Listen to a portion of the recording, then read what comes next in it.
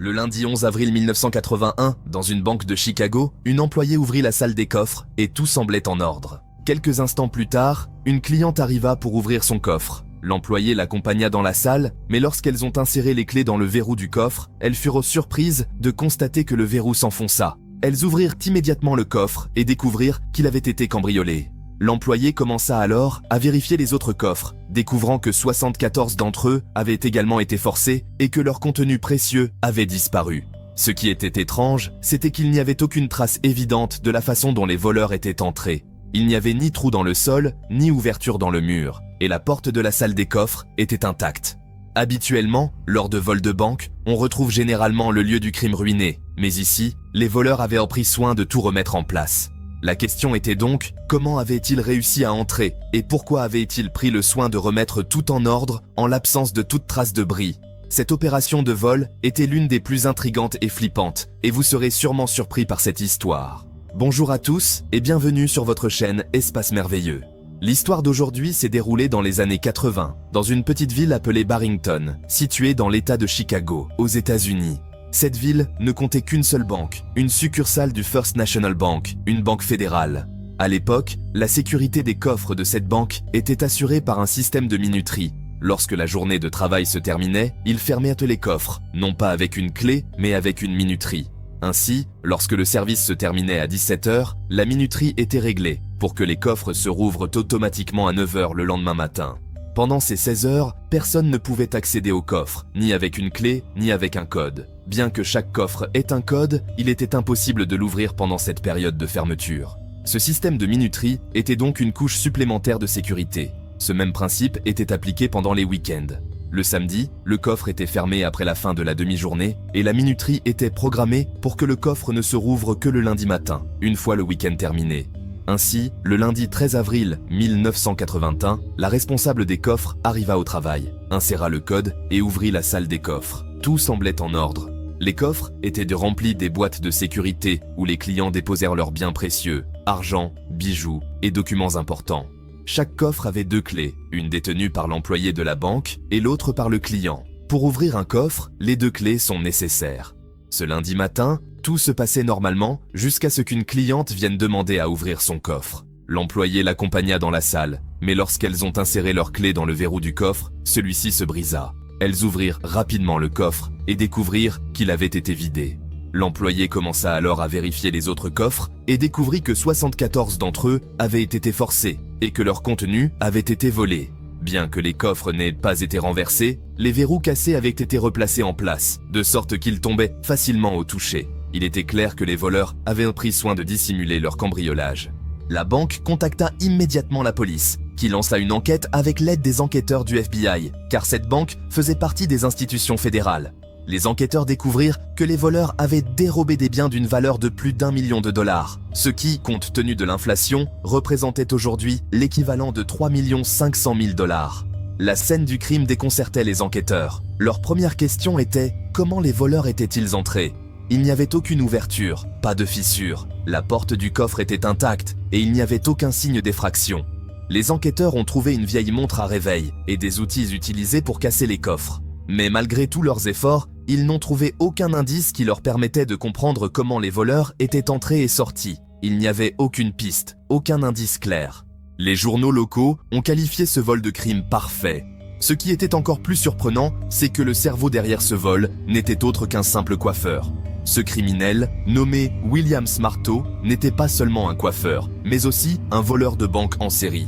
Bien qu'il ait réussi plusieurs vols, celui-ci était de loin son plus grand et son plus audacieux. Smarto travaillait dans un salon de coiffure, un emploi bien rémunéré, mais il cherchait probablement un plus grand défi et était prêt à prendre des risques. Bien qu'il ait réalisé l'opération seul, il reçut l'aide de son frère, Vincent.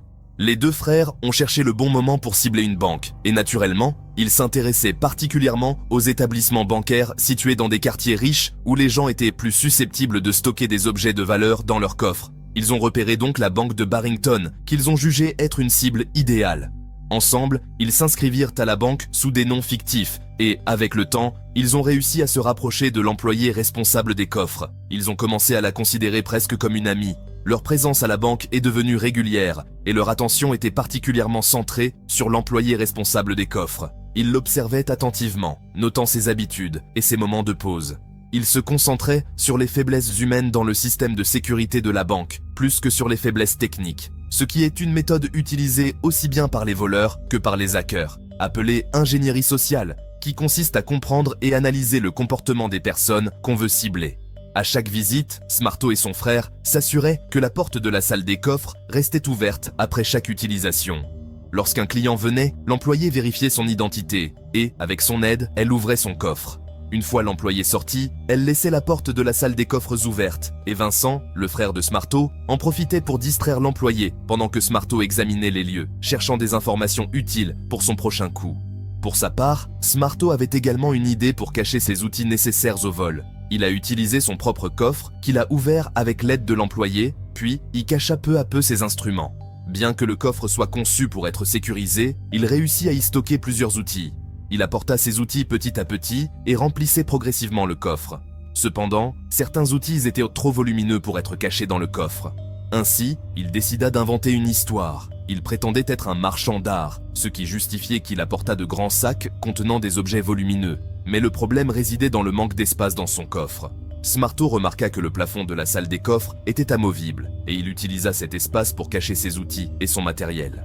Un autre obstacle auquel il a fait face était l'alarme de sécurité, un simple capteur sonore qui se déclenchait en cas de perçage ou de perforation des murs. Mais Smarto, qui avait une bonne connaissance en électronique, a parvenu à désactiver l'alarme en manipulant son haut-parleur. Mais, conscient qu'il pourrait y avoir d'autres dispositifs de sécurité, il plaça une montre à réveil dans le plafond, qu'il régla pour se déclencher durant la nuit lorsque la banque était fermée. Ainsi, si un autre dispositif d'alarme se déclenchait, le bruit du réveil activerait l'alarme et alerterait la police. Il resta sur place et observa pour voir si la police arriverait. Effectivement, la police arriva et inspecta la banque. Une fois qu'ils ont vérifié qu'il n'y avait personne, ils partirent. Smarto comprit qu'il y avait d'autres systèmes d'alarme à l'intérieur. Durant les jours suivants, il chercha ces dispositifs, découvrit leur emplacement et réussit à les désactiver. Par exemple, un des appareils était caché derrière une armoire contenant les coffres. Il déplaça l'armoire, réussit à désactiver l'appareil, puis la remit à sa place. Une autre fois, il répéta la même expérience. Il apporta un réveil, le fixa au plafond et programma l'alarme pour qu'elle se déclenche la nuit. Il resta à l'affût, mais cette fois-ci, la police ne se présenta pas, et il a ainsi confirmé que tous les systèmes d'alarme avaient été désactivés. Après avoir vérifié que tous les systèmes d'alarme sont bien désactivés, Smarto et son frère ont pu continuer leurs préparatifs en toute tranquillité, sachant qu'aucune alarme ne viendrait troubler leur plan. Passons maintenant à l'étape la plus complexe de toute l'opération. Comment allait-il pénétrer dans la salle des coffres le samedi 11 avril 1981 ? Smarto se rendit au banc, comme d'habitude, parla à l'employé et se rendit avec elle au coffre. L'employé ouvrit son coffre avec lui et le laissa seul pour lui offrir son intimité. Son frère était dehors, occupé à discuter avec l'employé, la distrayant totalement. Pendant ce temps, Smarto se cacha dans un espace vide, dans le coin où se rejoignaient les coffres. Cet espace carré faisait partie de la conception de certains coffres bancaires, y compris celui-ci. L'employé, absorbé par la conversation avec son frère à l'extérieur, ne remarqua pas que Smarto était resté à l'intérieur. Elle ferma simplement la salle des coffres à la fin de la journée, sans se douter de rien. Une fois que tous les employés sont partis, Smarto sortit de sa cachette, alluma ses lumières et sortit son matériel. L'étape suivante était de forcer les serrures. Il avait apporté un outil adapté à la taille des serrures, afin de casser les cadenas proprement, sans abîmer les coffres eux-mêmes. Après avoir cassé les cadenas, il commença à prendre l'argent et les objets précieux. L'opération était épuisante. Casser des dizaines de cadenas dans l'obscurité n'était pas facile. Heureusement pour lui, il avait le temps car le lendemain, c'était dimanche, jour de congé. Smarto a donc pris des pauses pour se reposer, manger et se ressourcer. Il s'assura également de nettoyer le lieu pour qu'il ne reste aucune trace de son passage. Avant de partir, il remit tous les coffres à leur place et les cadenas en place. Tout semblait normal et rien n'indiquait une intrusion.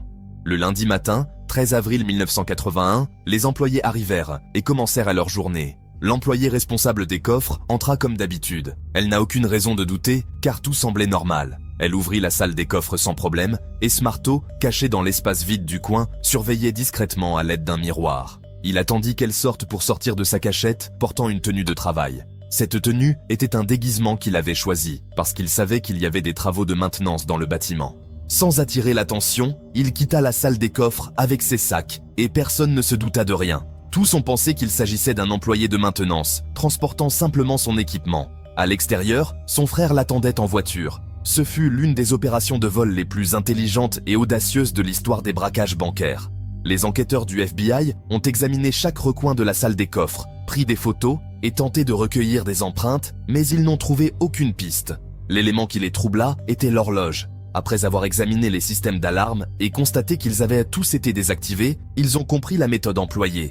Les enquêteurs ont vérifié ensuite la liste des locataires des coffres et découvrirent que 2 noms semblaient suspects. Ils en conclurent que ces personnes étaient probablement les responsables du vol. Cependant, malgré les similitudes, aucune preuve formelle n'était disponible. Ainsi, l'affaire resta ouverte pendant 1 année entière, sans que les enquêteurs ne trouvent quoi que ce soit. Mais 1 an plus tard, un incident se produisit dans une autre banque de Chicago. Un client entra dans les toilettes, et soudainement, un morceau du plafond suspendu tomba sur sa tête. Il regarda en haut et remarqua un mouvement étrange dans le plafond. Il alerta la sécurité qui, avec une lampe et une échelle, découvrit un homme caché dans l'espace du plafond. C'était Smarto. La police retrouva rapidement des outils similaires à ceux utilisés pour le vol des coffres de la première banque et les investigations menées sur Smarto le lièrent directement à d'autres tentatives de vol. Il avait encore une fois agi sous une fausse identité, déguisé en ouvrier. Lorsque la police fouilla son passé, ils découvrirent qu'il avait tenté d'autres vols de manière similaire. L'élément clé pour le relier à ces vols était l'horloge, identique à celle qu'il avait utilisée dans la première banque. Une fois l'affaire confirmée, il fut accusé du premier vol, et, bien qu'il n'y avait pas de preuves formelles, les similitudes des méthodes utilisées dans les 2 tentatives de vol furent suffisantes pour le condamner. Lors de son procès, il affirma son innocence, mais lorsque la condamnation de 20 ans de prison est prononcée, il décida de coopérer. En échange de sa confession, les autorités ont réduit sa peine à 8 ans. Il a révélé tous les détails de son opération, l'utilisation de l'espace vide, l'horloge et le plafond. Cet aveu a entraîné un changement majeur dans les normes de sécurité des banques américaines. Les autorités ont modifié les protocoles pour s'assurer qu'aucune banque ne possède d'espace vide dans les coins ou de plafond suspendus. C'est ainsi que se termine cette histoire, l'une des plus audacieuses et astucieuses de l'histoire des braquages de banques. Si vous avez apprécié cette vidéo, n'oubliez pas de liker et de vous abonner à la chaîne. Merci d'avoir regardé et à très bientôt.